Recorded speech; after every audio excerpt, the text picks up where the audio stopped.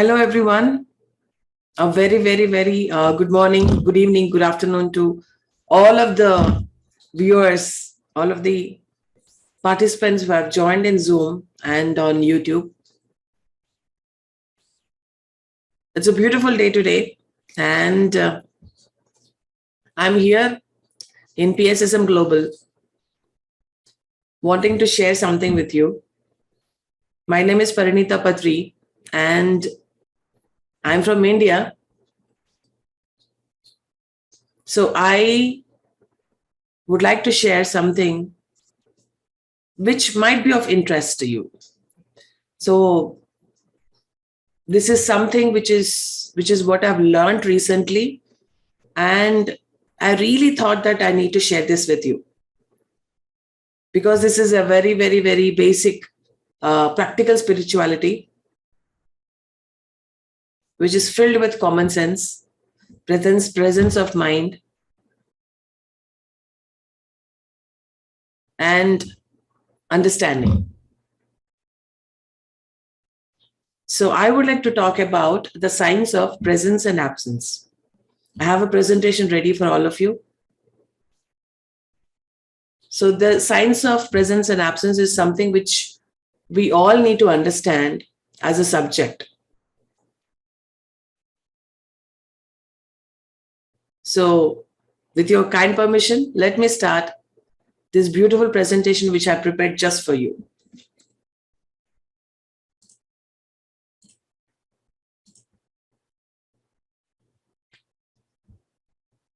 So my dear friends, are you ready to learn about the science of presence and absence? And let me tell you that this particular subject has been accepted from the book called Education as Transformation, written by 𝗕𝗿𝗵𝗆. So this is the science of presence and absence, my dear friends. So in order to know the science of presence and absence, we need to first understand about absence. If we know when to be absent, then we'll automatically know when to be present, isn't it? So if we all need to know where to be present, where to be, where to be there, where to be, where to feel our presence, make our presence felt somewhere. But do we know where to be absent?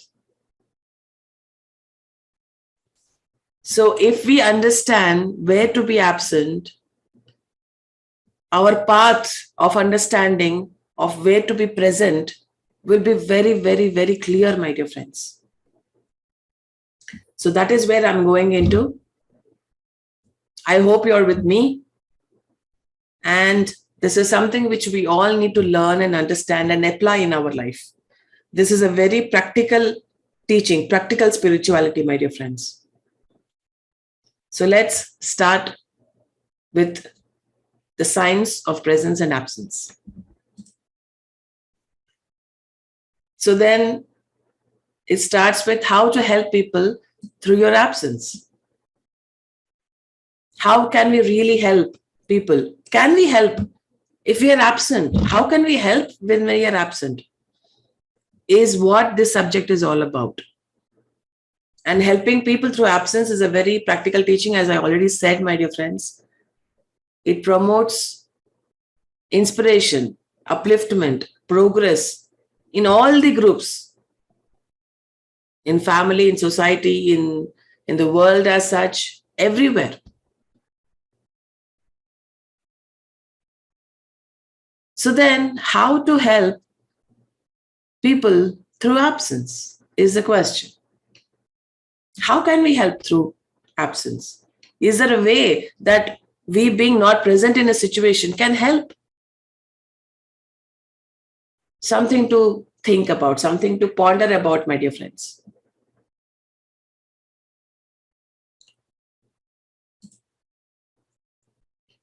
So we need to be interested in our daily life,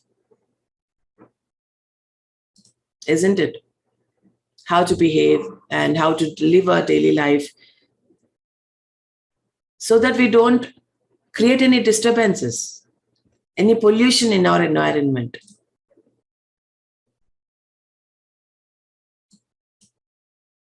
which brings blessings, inspiration, enthusiasm, and joy. And that is how our presence should be influencing. How can we live our daily life so that we can become prosperous, we can become creative? And to say the least, some people, if they're present in our, in our environment or in our life, their presence creates agitation, disturbances, chaos. So all we need to understand from this particular subject today is how are we as a person, how are we affecting our environment with our presence or with our absence? So we need to know where and when to be present or absent. Our presence can be a blessing, our absence can be a blessing. Our presence can be a curse, our absence can be a curse. So then what is it? How to deal with this presence and absence? Our aim is to always to bring blessings, joy, inspiration, and so on. Make things efficient and inspire the people around us in such a way that they progress on the path towards perfection. So are we helping here or not is the question. Are we actually helping or not? So some people are not sensitive enough to be absent. Even if they know that they are not welcome, they still force their energy to remain. We need to check ourselves. This is not a time for us to judge others. Oh, that person was like this, this person was like this. No. We are not here to judge others. We are here to check ourselves. Are we one of those people who are not sensitive?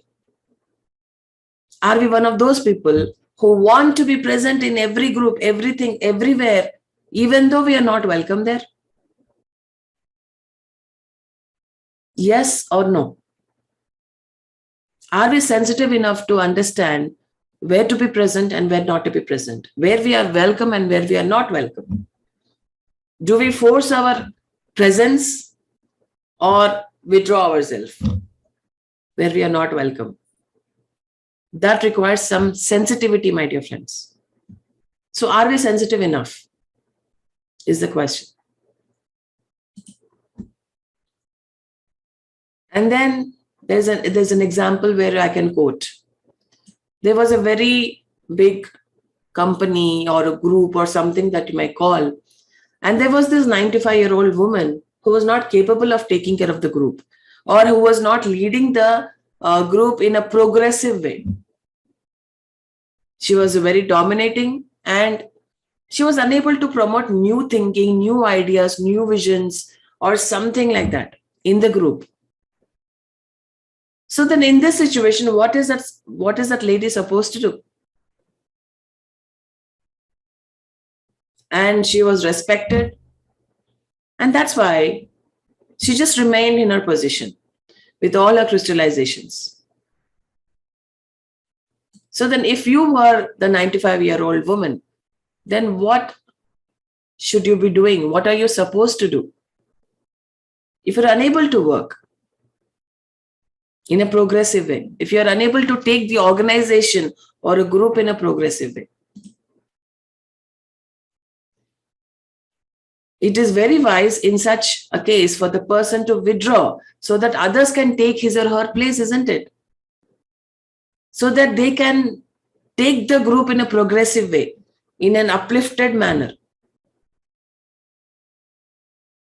And one of the greatest obstacles in the world is to know that you are not worthy of leadership, but you force yourself to stay where you are and block progress. And Jesus Christ said, for such instances, that they stand at the door and neither enter nor allow others to enter.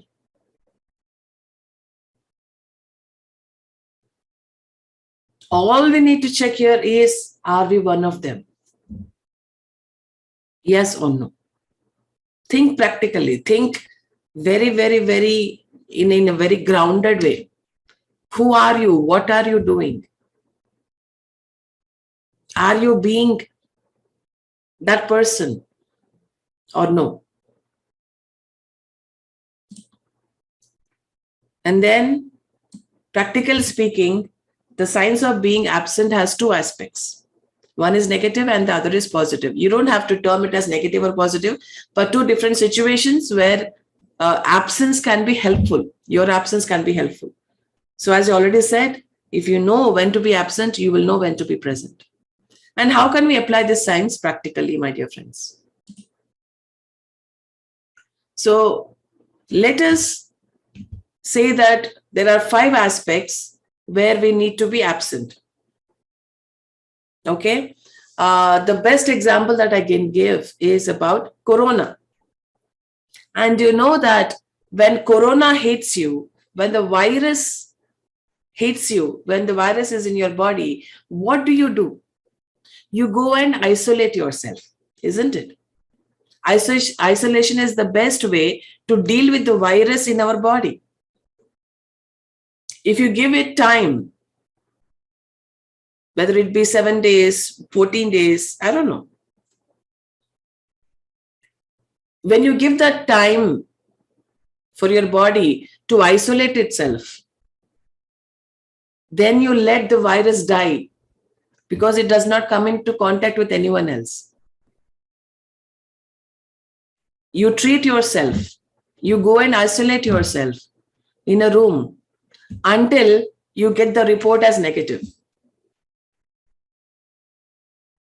You get your RT-PCR done, it says positive. You have virus inside you. You go and isolate yourself until you get the same report, RT-PCR report, as negative. So it is the same way that we are going to deal with this. There are 5 different situations wherein you might have to withdraw yourself. So the first situation or point over here is that whenever you feel ugly, do not persist in staying in the place that you are.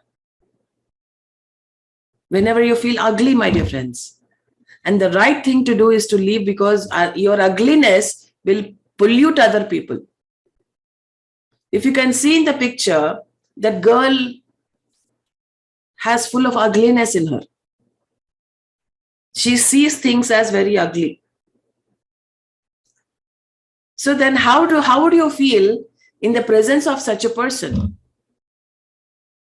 She might contaminate you with the same ugliness, and you will contaminate others with the ugliness that you have taken from that person.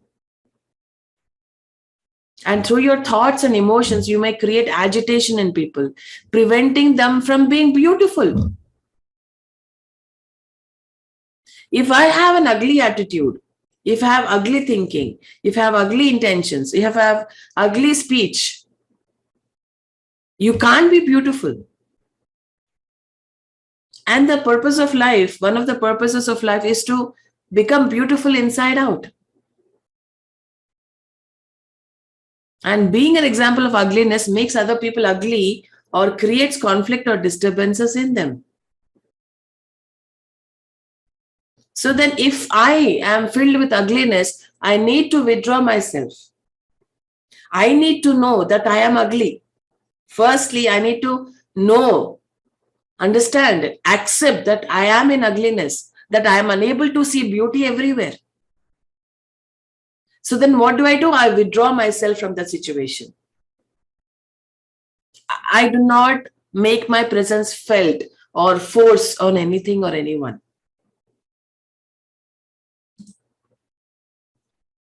So we need honesty and nobility on the path of discipleship, my dear friends. You need to really see, be able to see what is happening in you, and try to be absent until you have cleaned that ugliness which exists within you. For example, if you are drunk and there are 7 children waiting for you at home, do not go home in that condition. Be absent so that You do not make a bad example of yourself for your children. Children, as we all know, are very sacred and pure. And the parents should not show their ugly side to their children so that they become bad example for them when they grow up. So what do? We withdraw ourselves. And if you are part of a committee and you have become ugly, do not retain your position on the committee. We do not need an ugly leader, a leader who has an ugly attitude. Isn't it? So take a leave of absence so that you do not pollute the committee. You do not contaminate the committee. It is our duty that if you're not able to do your job perfectly, beautifully and joyfully, we need to quit. Just leave, just withdraw yourself. Whenever you feel ugliness in you, honestly, really looking at yourself, then we need to quit. And by quitting, by withdrawing ourselves from that position, we help a lot of people, isn't it? Isn't that so, my dear friends? If you find really that if you are being ugly or not, if you are being beautiful or not. If you are being beautiful, then you will spread beauty. If you are full of ugliness, then you will spread ugliness. So in which case do you have to be present and when do you have to withdraw? Is that what you have to understand? And the second situation here is that if you feel that you are full of ill will, be absent. When we sit together with our friends, with family members, or in the classrooms of our schools, our auras are fused together and our ill will poisons the other people if it contacts. If we have ill will, we generally gather together in groups or as family or anywhere. If we have ill will in our mind and in our heart, our auras change, isn't it? We all know about auras, and I will take a special class on auras also, my dear friends, coming in the future. What is aura? And about all the dynamics of the aura. So when our auras are filled with ill will, then we will definitely influence the other person sitting next to us with that ill will aura. And therefore, the entire group will be fused with it. So there was a big church in Jerusalem, my dear friends, which seemed so empty, yet there were 500 people present. But when the patriarch came forth to give his speech, the whole church was suddenly filled with his presence. So that is how our presence or absence can make a lot of difference.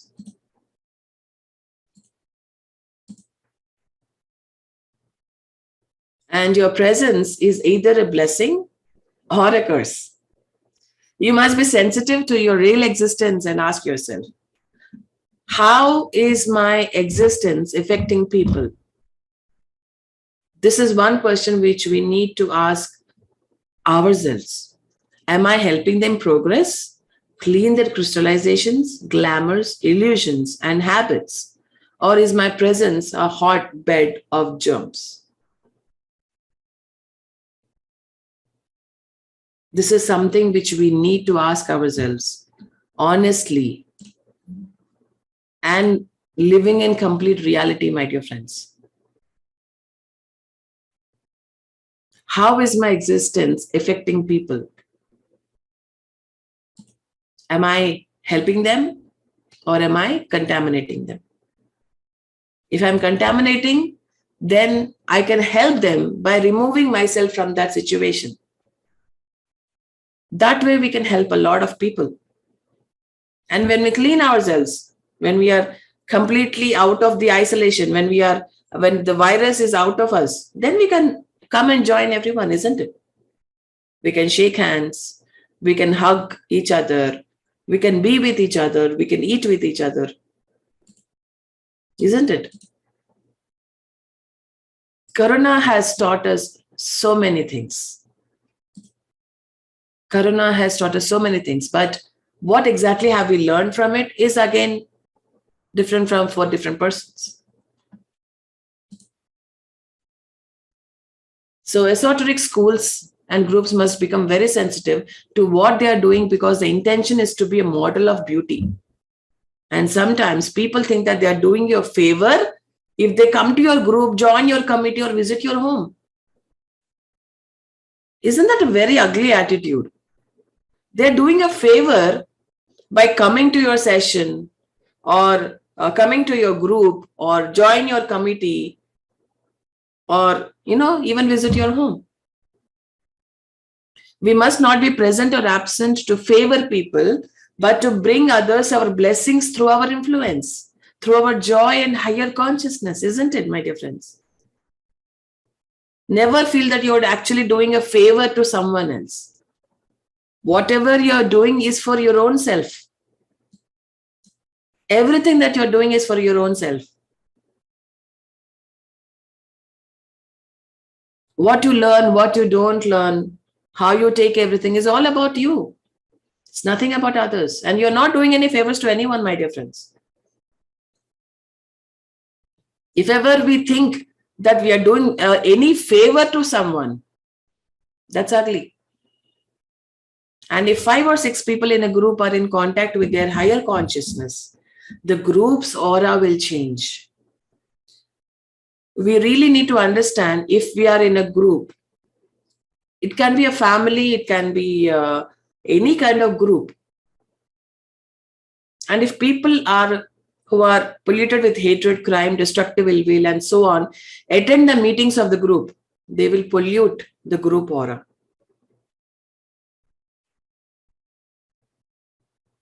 So it's like, if we have one glass of water, pure water, and if you put one drop of ink over there, the whole water will become blue, isn't it? It's just common sense.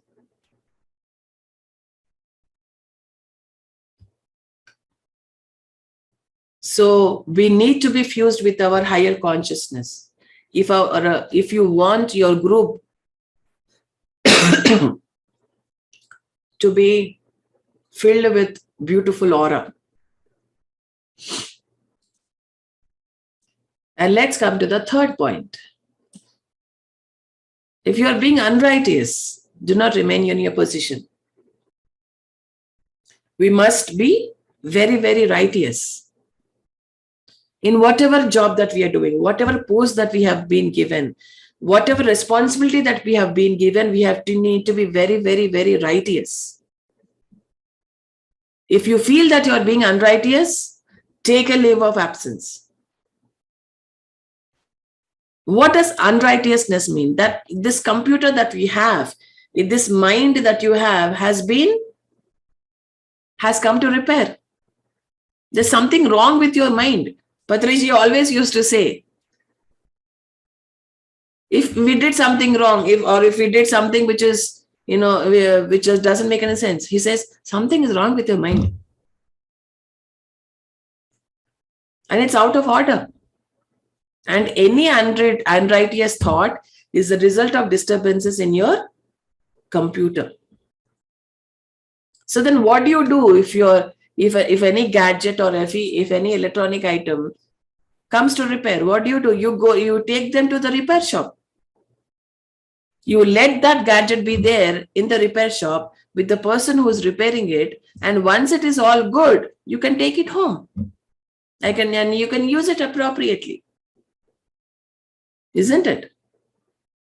Unrighteous judgments, unrighteous attitudes are signs that your computer is not working properly. In such a case, do not stay where you are. Do something right. If you're being righteous, you can stay. But if you are being unrighteous, the best way to help everyone is to take a leave of absence. Withdraw yourself. There's nothing wrong in withdrawing yourself. No one is perfect.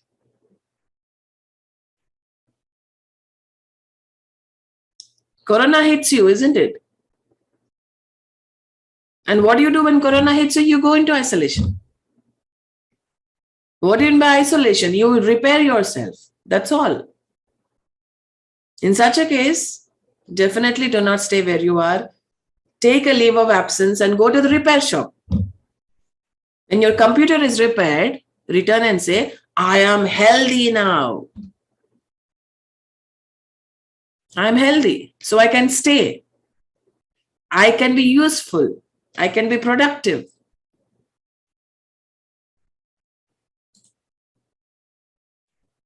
And let's come to the fourth point. Fourth situation where you need to be absent so that you can help others. If you're mentally disturbed or depressed, remove yourself from that position. And the question arises, what about the people who are mentally ill? Don't they need our presence to help them? Certainly they need your help, but what they really need is to go to the hospital, isn't it? If you have 10 horses, okay, they draw carriage and one horse becomes sick. What do? Because the carriage cannot move now. You need a team of healthy horses to get where you are going. So in your team, are all the horses healthy? Are you being healthy? A team can be a family, a group. It can be an organization, anything whatsoever. We are not talking about average activities, but about spiritual groups. In average activities, people think that the most important issue is to stay and force their own will. Has that been true to you, to your family, to your group? Do people force their will and stay, no matter how ugly they are? In spiritual groups, it is important to be present. It is important not to be present, my dear friends, if you are depressed. When you're depressed, do not sit down at the table and eat with your children. Do not visit your boyfriend or girlfriend if you're depressed. Do not carry your germs to them, to the group or to your family environment. Your first responsibility is to pull yourself out, heal yourself, and then return to their company. If you practice this science, your families will become beautiful. Your friendships will become beautiful. Your group will become beautiful. What will I do if I'm mentally depressed or mentally disturbed? I am very irritated. I am very frustrated at things. I become very narrow-minded. And if I come into contact with other persons, then what do? I carry my germs into everybody and I make everyone else also irritated, anxious, frustrated, narrow-minded. Am I helping them or uplifting them or inspiring them? That's the question. If I'm not able to help them, then go away. If you are helping a situation, if you are helping something, or if you are helping someone, you can stay. Otherwise, let the virus go away. That's the best thing to do. And to let the virus go away, we need to repair ourselves completely. So then there was a Thanksgiving dinner with a very, very unhappy family. The husband and wife sat opposite to each other and looked very meanly at each other during the whole meal because they were having a fight. And every moment they made scathing remarks to hurt one another. The children were depressed. Finally, the guest could not stay any longer. He said, "Please forgive me, but I must leave." Then the couple said, No, this is Thanksgiving. And the guest said, "This is not Thanksgiving. It is depression. How can I enjoy this dinner? You go ahead and eat it. It will turn to poison in your stomach because you're not happy." Such a beautiful example, my dear friends. And if you're visiting your girlfriend or boyfriend when you're depressed, what is he or she going to do with you? When we are depressed, we must be especially careful not to contaminate others. But then what do we do when we are in depression? We make it a party and we spread that depression to everyone. Oh, I'm so depressed. Oh, I am so this.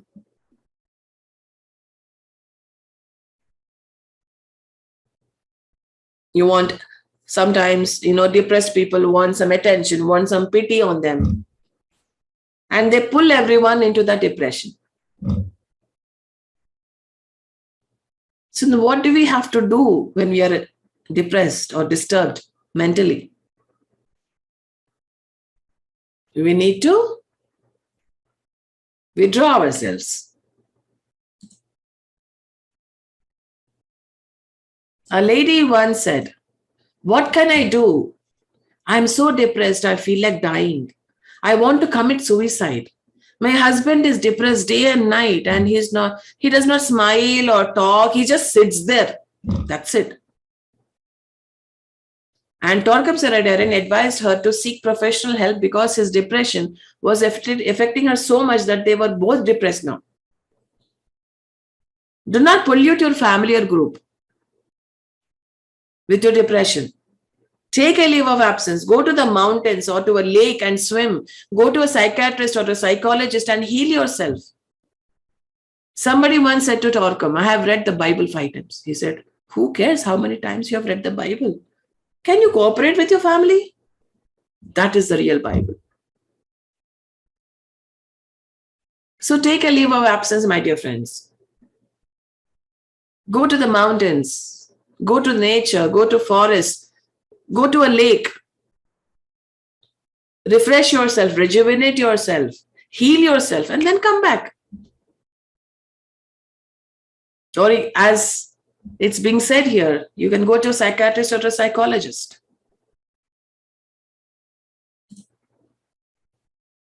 And we come to the fifth situation wherein we need to withdraw ourselves, how our absence can help people.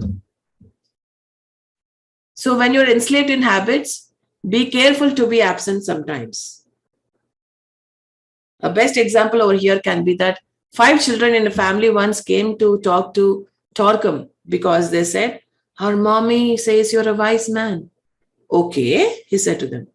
"What is your demand?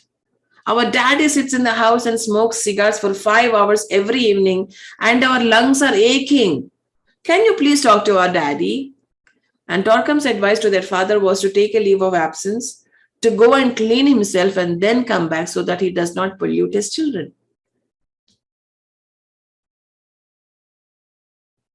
He asked the father to solve his problem, because only if he can solve his problem can he help his family. Being there in the situation, even though when we're having a problem, does not help anyone, isn't it? If we have a problem, solve it, get it repaired, and then come back. And that's how you help people.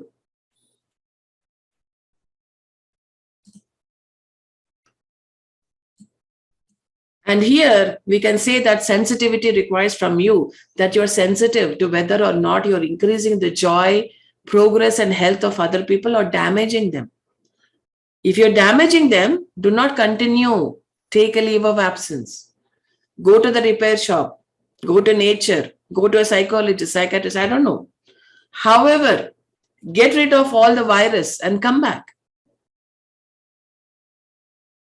You can come back.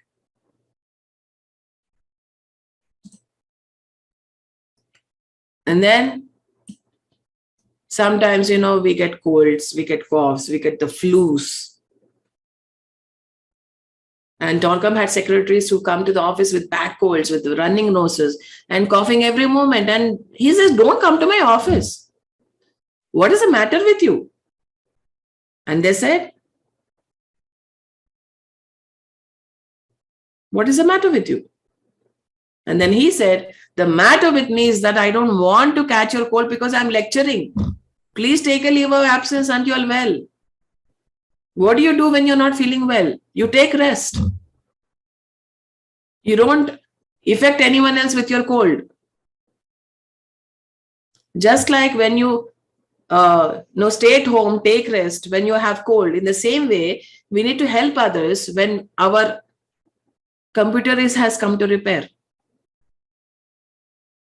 Taking a leave of absence is very practical in such cases. And if you have a house full of children, a husband or a wife, grandparents and other relatives, and if you catch cold or another contagious disease, take a leave of absence. Do not use the same bathroom. This is only common sense. It's only common sense, my dear friends. Isn't it? So if you are inefficient in your duties and responsibilities, do not insist upon staying in your position. How efficient are you in fulfilling your responsibilities? Take off if you cannot do the job. Take off. And 𝗕𝗏𝗵𝘆 was involved in churches and groups where a committee is formed that cannot do its job. And if I say resign dear, then committee members will say, no, you selected us. Why should we resign when you selected us, when you believed in us? But they might have been selected, but they cannot do the job now. In such an instance, the committee members should give their resignations voluntarily, because I know if I can do the job or not. If I know that I cannot do the job, I should resign voluntarily. No one should tell me to resign, isn't it? No one should tell me to withdraw. If you cannot build a wall, what kind of a mason are you? Resign. Be absent so that more efficient people and skilled people can come and do the work properly. Why do we have to be so adamant to stay in the position even though we are not efficient? As long as you stand in the doorway, others will not be able to enter. So are you helping or are you damaging with your presence? That is the question here. So if you cannot do the job, take a leave of absence. If you cannot lecture, do not force yourself. If you cannot write, do not show off as if you were a great author. We need to have a sense of reality so that we don't force our ugliness or inefficiency on other people. And when you become sensitive, your human relationships, your relationship with yourself will become so beautiful. You will say, honey, you know that I am not able to do these things. Let someone else take my place and do it properly. How often do we say this? Or does our ego, does our pride, or does our overconfidence take charge? If you are a cause of many disturbances, see that you are disturbing people and do not stay. Disturbance is not a creative result of your presence. Take your presence away so that other people can do a better job, isn't it?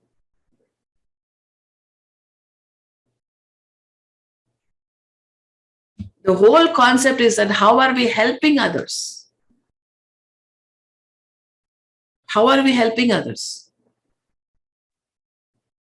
Is it with our presence or is it with our absence? So now we come to the second aspect. Let us look at the positive aspects. Now that we have understood when to be absent so that we can help people, now let us understand another way of how our absence helps others. There is a unique technique referred to as positive absence. If you have a friend in a far-off country that needs your help and cannot be there, you can help him or her in your absence by sending blessings, prayers, good wishes, light, energy. You're absent, but through your absence, you can heal him or her and you do not demand any recognition. Only when you are present, you demand recognition. You can say that, oh, I have taken care of her or him, and that is why that person has become well. You can take the credit. But in your absence, when you help them, you don't have to take any credit. And from this, your power comes. You can perform absence healing and absence enlightenment. And when I say healing, my dear friends, it is not interfering in others' karma, but you just send good energies, good blessings, good wishes.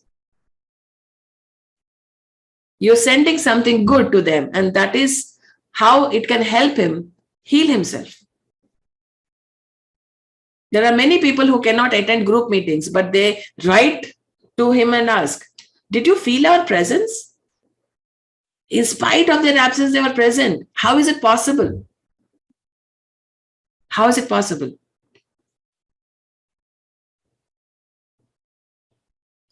And through your absence, you can bless people every day. There are people in hospitals and asylums, people going through very difficult conditions. And through your absence, but with continuous practical thoughts, feelings, and blessings, you can help revive them, heal them, uplift them. You do not have to be present all the time. Sometimes your presence is not welcome, my dear friends. Even though your presence is not welcome, you can do it in your absence.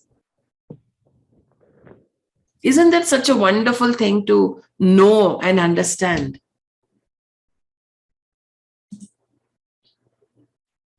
And there was a man who divorced his wife, leaving her with their 7 children.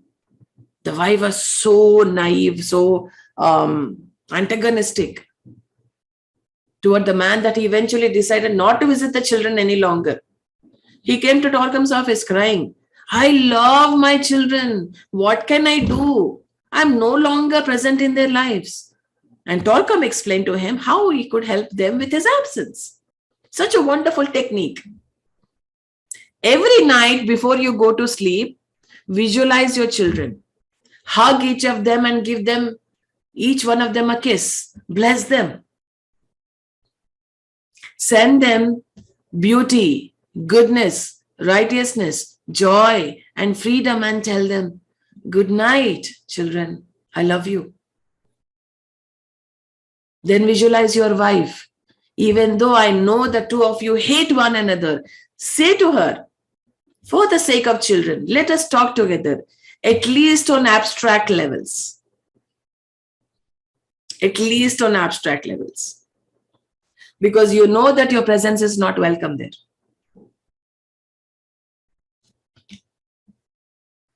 And then, what did he do? The man took his advice and reported the results. His wife and children changed. He eventually returned to his family, and there was such a joyful reunion.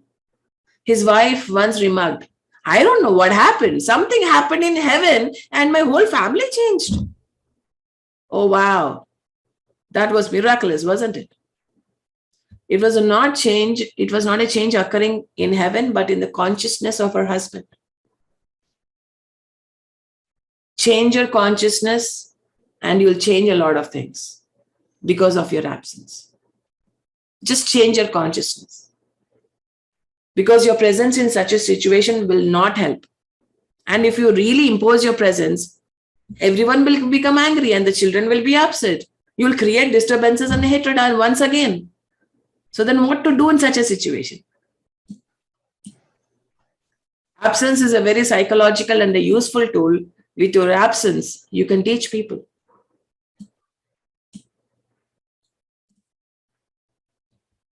And some people think that this kind of thing is hallucination, but it is not. In practicing such visualization, before going to sleep, the moment you fall asleep, your souls meet, and whatever you visualized or programmed in your mind, you say to them, it will be conveyed to them. They will slowly accept it. Their souls will be impressed with the conversations you have with them. They will think that their new impressions are coming from inside themselves. And they say, my goodness, I really must change because a new inspiration came to me. Of course, this new inspiration came to them because their teacher, their friend, their mother, their co-worker, their somebody thought about them and sent them special messages to enlighten, uplift, and transform them. I need to give a disclaimer over here by saying that we need to use this visualization technique only to enlighten, uplift, and transform them, and not otherwise. If we do this, if we do it in any other way, then it will have adverse reactions. You will have adverse situations that you might have to face. You will face crisis in your lives because you used it otherwise. You need to use it only to enlighten, uplift, and transform them for the better, not for the worse. And you can do the same thing in friendship. For example, suppose that you are angry with a member of your family or a friend. You've had an argument to discuss the issue. At this point, instead of talking about the problem any further, take a leave of absence. How long can you keep arguing with the same person on the same topic? How do you do that? You have said everything. You have done everything. Now it is a time for absence. Absence sometimes means to finish a particular layer of activity and proceed to a higher level. You have done what you have to do in the physical aspect by being present, by explaining yourself, by arguing about everything, by fighting about everything, but it is not working. So what to do now? Go to a higher level. Now you're acting very strongly at this higher level, but without speech. Instead of physical speech, you're using thought speech, intuitive speech, and will speech.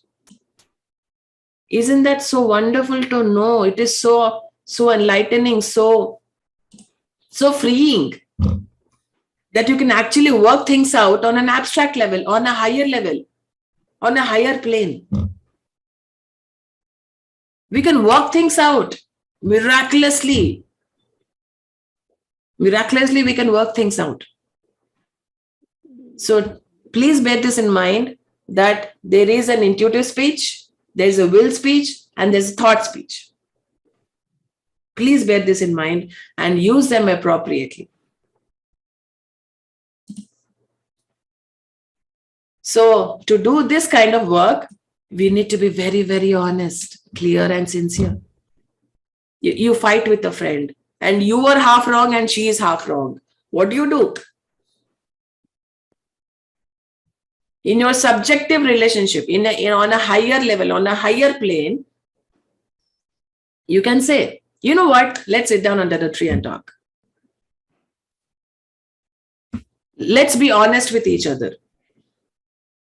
Tell her whatever mistakes you did. Allow her to tell you whatever mistakes that she did. And then say, well, what can we do to solve this now? Let's dissolve these things and be friends on a greater, higher plane. So what happens is, if you want to fill a glass with water, you need to pour from just above. And then slowly the bottom gets filled up. Then slowly the brim fills up and everything fills up. You need to pour it from above. And if you practice this kind of visualization for 4 days, by the 5th day, everything will be dissolved from the source. And when I say, when it's being said here that it's in 4 days or 5 days, it's in a very metaphorical way.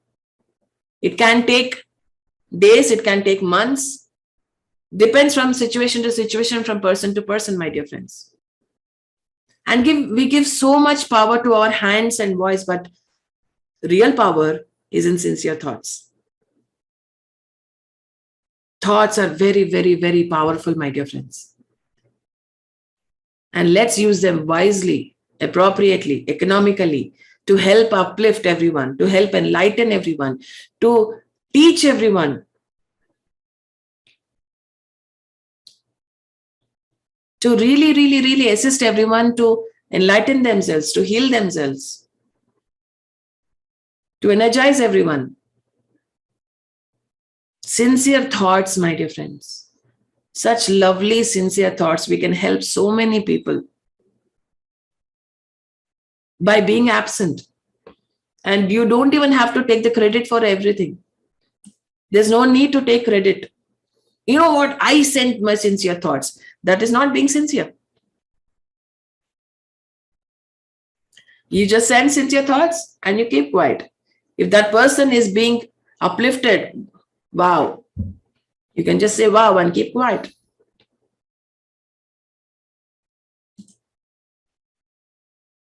So there was an instance when someone was dying in the hospital, okay? And every day by a group of people, she recovered miraculously. What the group did was to bless her in their visualizations. And in their absence, they held her in the light of God and inspired joy. The doctor's own statement was, she has been miraculously cured. And this is what can be done through our absence. If our presence is not helping, then we need to help with our absence.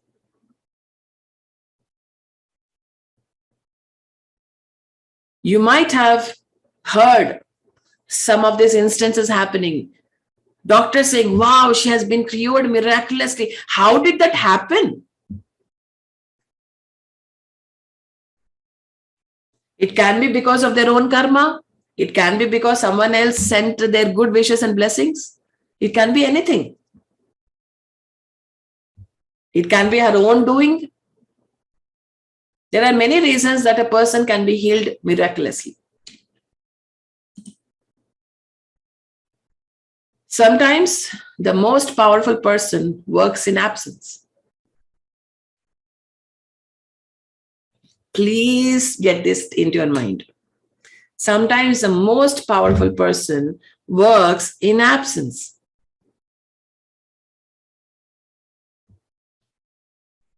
It's not the person, not always the person who forces his will on others or forces his presence on others and is being visible every time and all the time. No.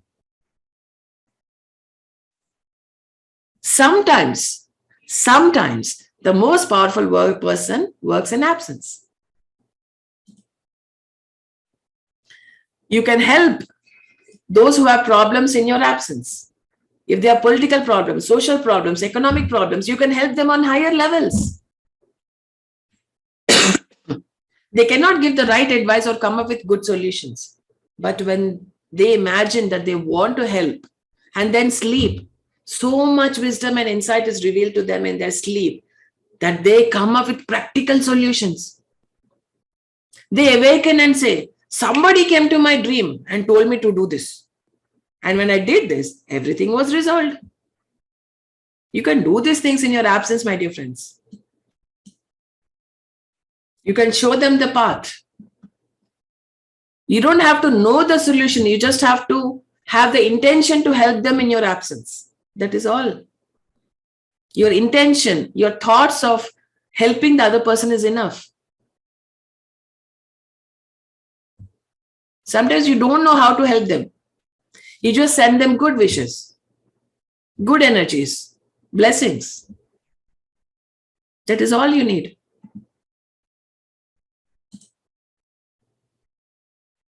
And if you do these things in your absence, eventually, let me frame this word, frame this sentence. The great ones will register you in the band of workers called invisible helpers.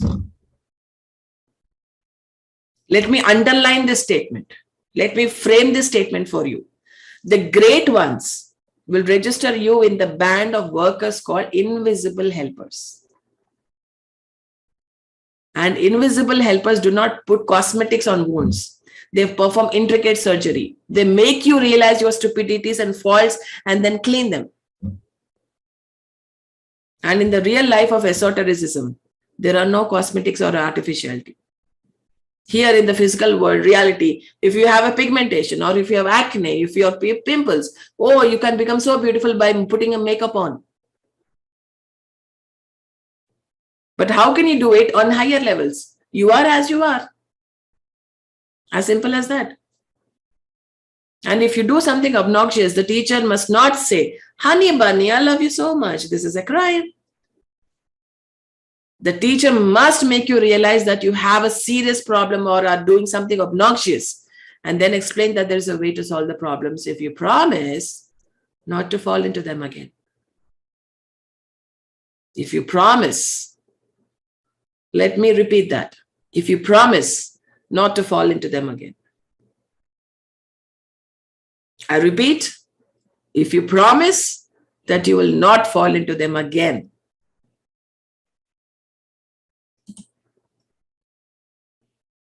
When Christ was healing the murderer, he said, "I also do not condemn you, but go and sin no more.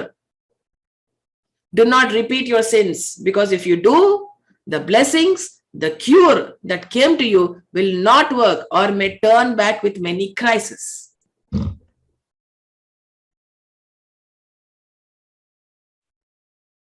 Please read this particular thing again and again, my dear friends. This is what is going to help us in the future, in our practical life. You can take a screenshot of this if you want. This is very, very important teaching.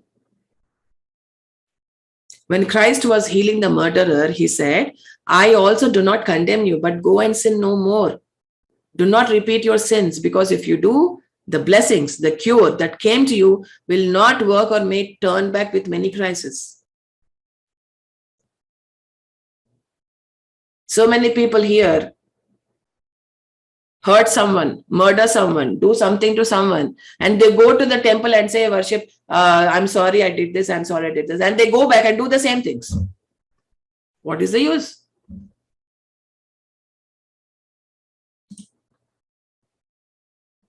It is important to understand the science of absence and apply it to practical life. It will give you so much happiness and health because it destroys the tensions and pressures, and in the meantime, create harmony and release. And when there's harmony, release, and peace within yourself, you are in greater tune with universal energies. Because you work on higher levels, not on lower levels. You work on higher levels.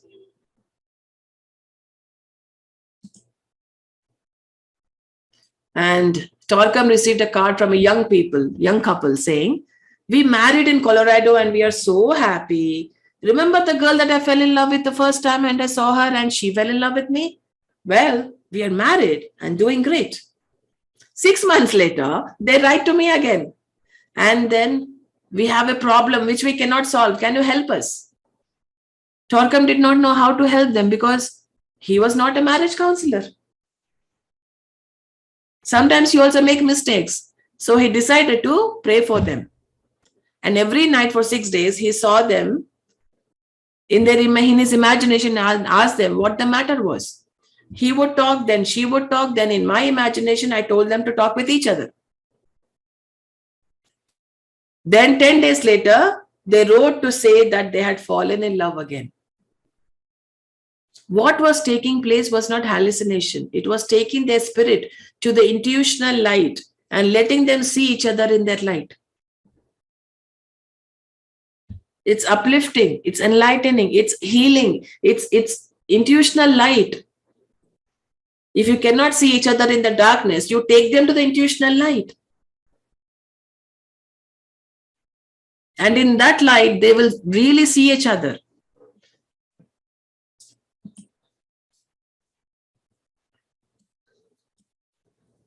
You can do these things because one of the works of a disciple is to create unity and cooperation, cleansing and purifying all the dirt that causes separation. So the question is, are we a disciple or not? Are we spirituality's disciple or not? We need not be someone's disciple. We can just be a disciple of spirituality, of life, of learning. So are we being a disciple or not? Are we helping bring unity and cooperation? Are we cleansing ourselves and purifying ourselves? Are we clearing the dirt of separation in myself and others? That is what the question is. When I ask you this question, then everyone will say, yes, I am a disciple. But then in reality, in practical situation, are you a disciple?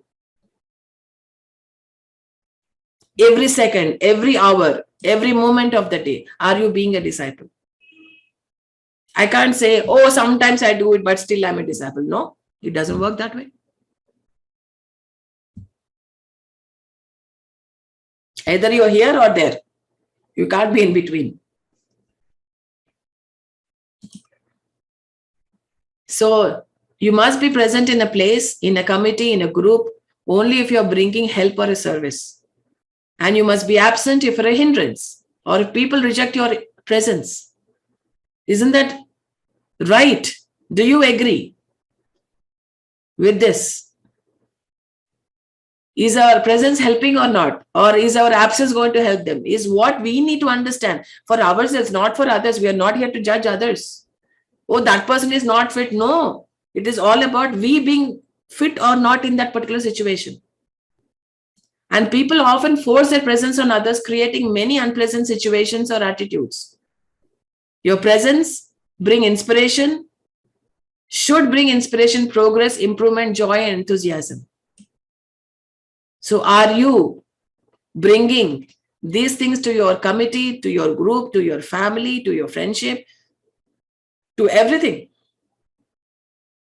Are you? Yes or no? That is a major responsibility of a disciple. And if you feel that you're no longer needed in a place, take leave. Just go away.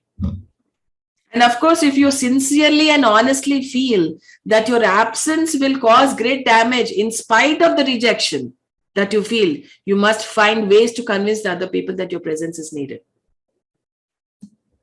Let me repeat this. If you sincerely and honestly feel that your absence will create great damage, even though other people are rejecting you, even though those people do not want you, and if you feel that your absence is going to create great damage, then help. Then try to convince them. Explain to them that why I should not leave, because if I leave, so many bad things will happen. Self-observation and honesty will help you see whether you must depart or stay. If you cannot do the job, and if there is someone who can do the job better, leave it. If you really want to do something, learn it and then do it. For example, if I do not know how to take a class, learn the art of teaching. Come and take a class. If I do not know how to repair a computer, go and sit with a person who knows how to repair a computer and then come and repair the computer. Do not damage it more.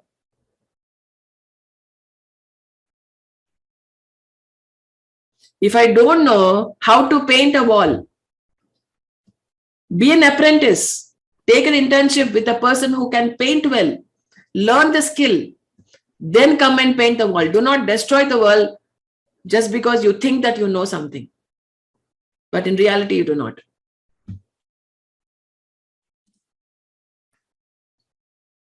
A general, despite knowing that he could not handle a particular situation, remained on duty in vanity and destroyed thousands of human lives. A totalitarian attitude forces itself. And those who are totalitarians remain in their positions, even if their presence destroys all that they stand for. So are we being the totalitarian or not? Yes or no, or on the way? Something you need to know about yourself. This is all about knowing yourself. How are you being in your life? Are you helping or not? So some people psychologically smell like corpses because of their anger, irritation, depression, arrogance, jealousy, and so on. The greatest service to people that these people can perform is to try to find ways to heal themselves instead of contaminating others. If I have hatred in me, then I will join everyone in my club of hatred. If I gossip a lot, then I will join everyone in my club of gossip. If I'm jealous of someone, then I will make everyone join my club. Oh, come, let's make a club of jealousy. Let's hate one another. That's a very easier way to attract people into your own club. The jealousy club, the irritation club, the depression club, the anger club, the hatred club. People sometimes feel that they must withdraw and be absent from certain activities, but their vanity, ego, self-interest, and pride prevent them from following their hearts. I know that I have to withdraw from my position, but my vanity, my ego, my self-interest, and my pride prevent me from following my heart. So these are the obstacles in following your heart, my dear friends.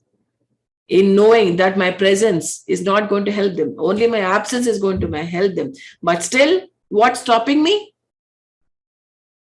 My ego, my pride, my self-interest, and my vanity is stopping me. So let's deal with all these things first. Let's deal with all these things first. See, if we want to go in a path, we need to see what kind of obstacles are there on the path. And once we remove all the obstacles, it is an easy path for us.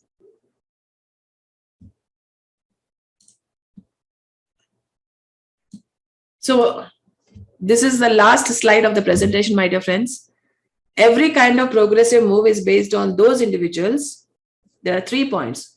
These 3 points are the takeaways from this presentation, from this subject. Okay. We need to meet the requirement of the job. Second one is, we do not burden others with our failures. And C, withdraws if they see that they are hindering progress. One is a courageous, honest, and daring person if he can follow the above 3 steps. Firstly, we need to see if we suit the job profile, we suit the responsibility list. Second one, we do not burden with our failures. The third is we withdraw if we see that we are hindering progress. Are you daring enough? Are you honest enough? Are you courageous enough to follow all these 3 above steps? That is what we need to do and understand. And when we think that, when we think about the point B, saying that we do not burden others with our failures, what does it actually mean? For example, if someone has been drinking or someone has a bad habit, okay, he has failed to overcome his bad habits. That's a small kind of a failure. But then he, being a failure, should not burden others with their failures.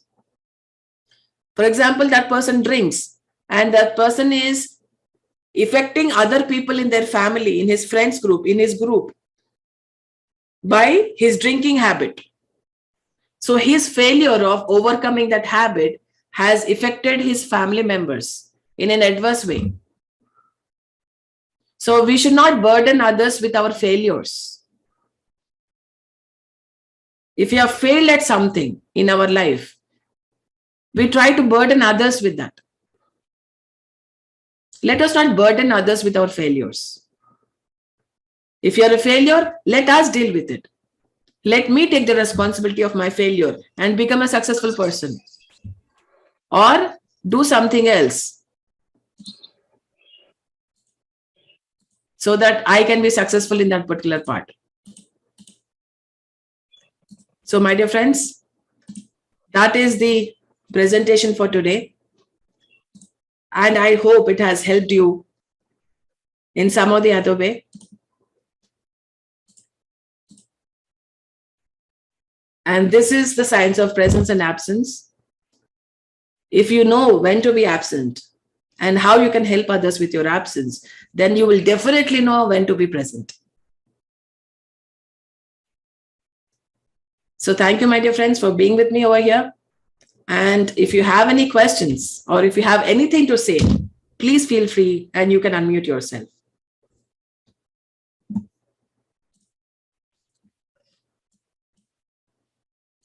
You can raise your hands.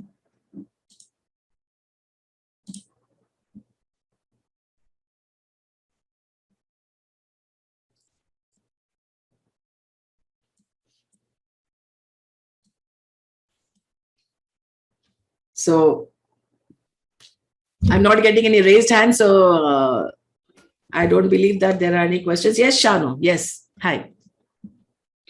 Hi. I just want to thank you so much for such a beautiful, beautiful topic. I think we always thought that, you have to be present in order to do, to help or to do something. And this is the first time I'm hearing, how you can be present even when you are absent. So this is so beautiful. So beautiful. I just want to thank you so much. Thank you so much. Thank you, Shanu. Thank you so much. And I'm glad that it has helped you and opened new ways for you to help others and help yourself. So that is really wonderful. Thank you so much for sharing your thoughts with us. Thank you. I know, like my mom or my, our elders, they are always praying for us, even though they are far. I think so. They are doing that in their absence, but we never thought about it. Okay, they're praying, right? The way you conveyed your message today, it has really impacted me. And I think it's just so beautiful to be present while you're absent. So I think thank you so much. Yes. That is definitely something which we can think about. This is what happens also. So that's something. It's good to know something that we do not know, how things work out. So yeah. Thank you. Thank you so much, dear. Thank you so much. Yes, Pallavi.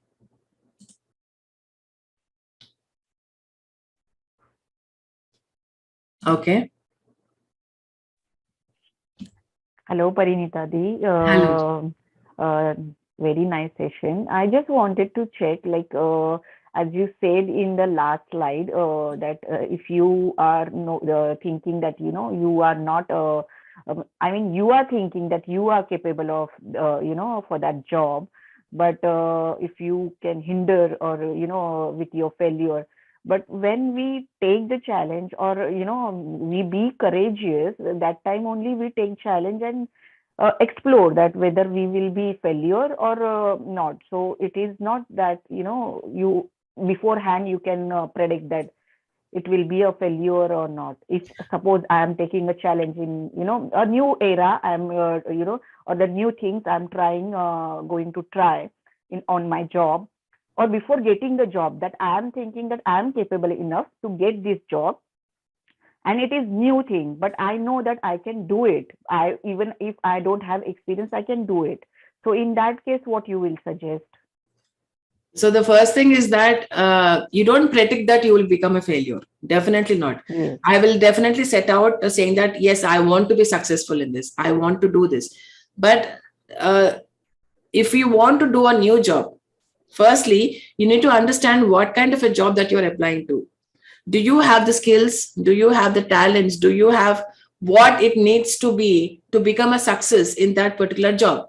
So what you do, you go back and train yourself, or get that skills, get that talent, get that kind of insight into what you're going to get into. So then you need to go prepared into what you are going to step into, so that you know what kind of challenges that can appear in your job. And then it's okay to be a failure. It's okay to be successful. It's not about that. So what I'm saying is that if at all you become successful, very good. Very good. But if you become a failure in that, if you're not able to deliver what you're set out to do, then leave. That is what I'm looking at. See, if I have taken up a job and okay, I've acquired the skills, I have acquired the talent, I have known what to do and all that to do. But after 1 year, I do not update myself. I do not upgrade myself. I don't learn the new things. I become stuck in some place and I become a failure at doing my job perfectly, efficiently. Then I'm a failure. Then if I know that if I'm a failure, I need to leave, I need to step out so that another person who is efficient, more efficient than me, can take my place. That is what I'm looking at. I'm not saying that you will set out becoming a success or you will set out becoming a failure. No, nobody sets out to become a failure. But I'm saying that if at all you think that you're not doing something efficiently as you should be doing, leave. Learn something, upgrade yourself, update yourself, take out your virus, repair yourself and come and do the job. Who's stopping you? Who's stopping you from becoming successful? Nobody is stopping you but yourself. Yes. Yeah. Correct. Thank you. Thank you so much, dear. Thank you. Yes, 𝗕𝗵𝗵𝗆 sir, you should unmute yourself, sir. Hello. Yes, sir. You can listen to me? Yes, sir. Yeah.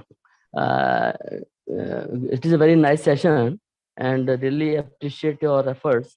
One question, normally it is asked to the depressed people to mix up with the other people, go to the function, society and other things. One way, they will not contaminate if they dissociate themselves, but other way they are harming themselves, or as advised by the other people also, they will be aloof and they will keep in themselves separate, keep in a separate room. So they will more depressed. It's not good for them, but maybe good for others because they are not contaminating others. So how to cope up with this situation? Yeah.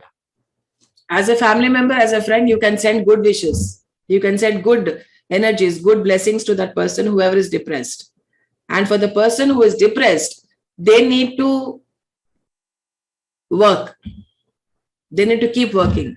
Whoever is mentally disturbed or mentally depressed need to work. 24 hours that person needs to work, because only work can really repair a person from depression, from disturbances, mental disturbances. Work. It doesn't matter what kind of work that person wants to do or should be doing. It doesn't matter. But work is the only solution for depression. And normally the depressed people, they avoid also mixing with the people, mixing with the, going to the function, going to the others, such as sessions. So is it good for them or it is not good for them? If they work alone for themselves only, so may not be good for their health, may not be good for their psychology also. What do you suggest? It depends from person to person, sir. See, all persons cannot be taken into one umbrella and say that, okay, this is this and this is what they have to do. No, each and every person has a different way of working, has different styles of working, has different situations, has different levels of depression, mental disturbances. So there's no one particular general solution for this. Depends from person to person. As I need to say, they do not have to contaminate others, but they can resolve their issue by working, and the other persons can help them by giving them energies, by sending them good blessings. Okay. Thank you. Thank you. Yes, Anushri.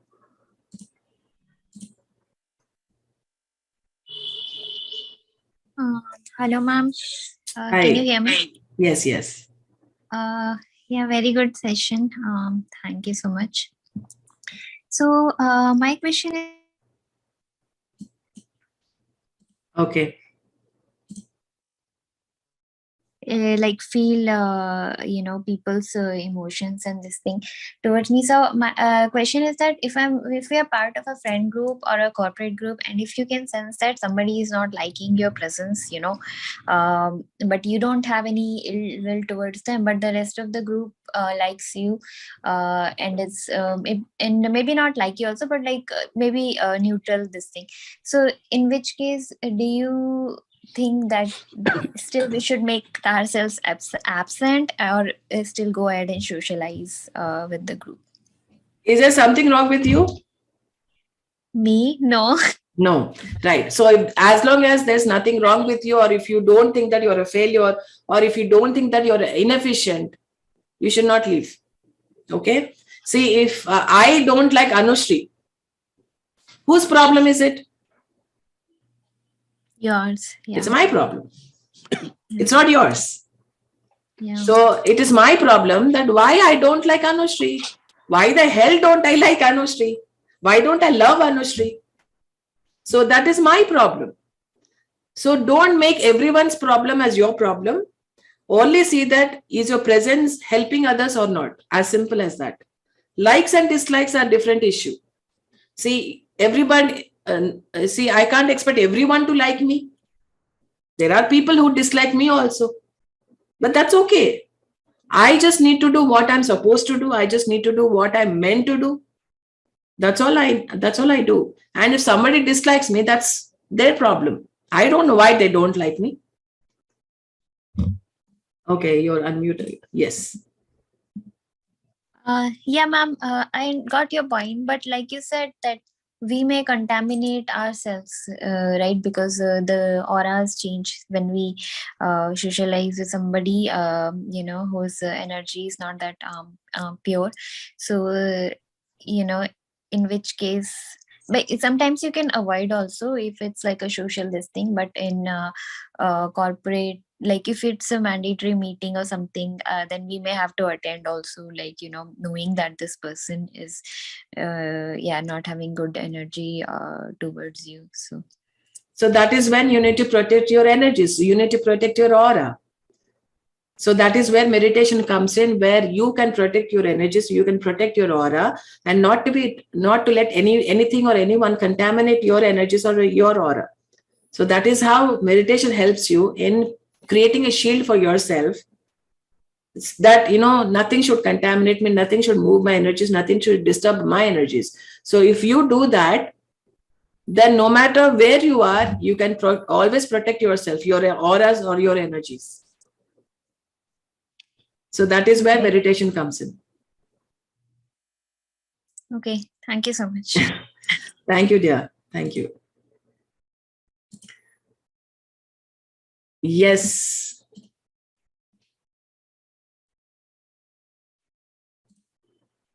All right, friends. Everyone has asked their questions or raised their concerns about this subject. Yes, Shanu.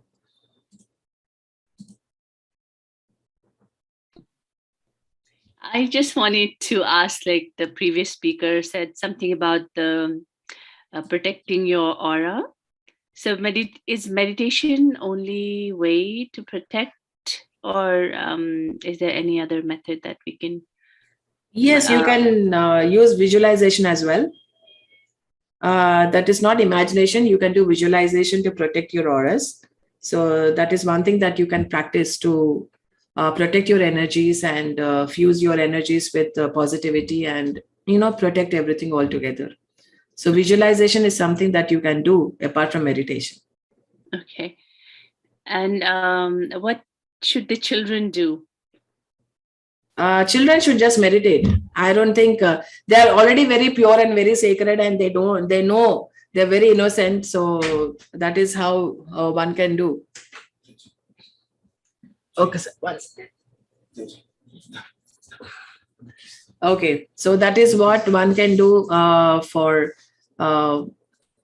protecting their energies, protecting their auras, and Just like what we have discussed right now, the visualization technique that you can send prayers and send good wishes. In the same way, you can visualize that you're protecting your energies, and that is not a hallucination at all. That is for real. So visualization is for real, and you can actually practice the technique in a practical way. Okay. Yeah. Thank you so much. Thank you. It was a wonderful session. Thank you. Thank you, dear. Thank you so much. Thank you. Yeah. Meenakshi ji.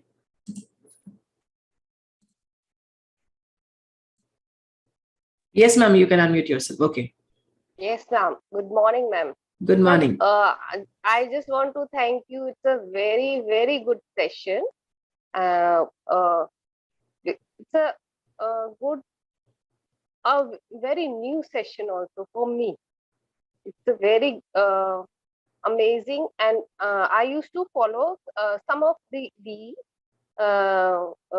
but मुझे पता नहीं था कि was it working or not. But now it is clear that yes, I am doing good. Actually, I am a gynecologist, and